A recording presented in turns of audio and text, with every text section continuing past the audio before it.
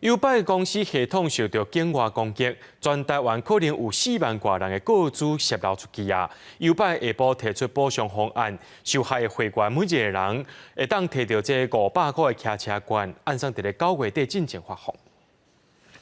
有卡拉车要去倒位，拢正利便，优摆伫北少县市使用率拢真悬。毋过却传出因后话近骇客攻击系统2摆，偷会员的手机号码甲掌握骑几摆卡拉车的记录。借这个机会拐骗乡亲。根据了解，全台估计有4万多人受害，其中台南就占109笔。台南有议员质疑，市府对治安的反应相慢，爱跨部门联合封闭，卖影响消费者的权益。现在个资法。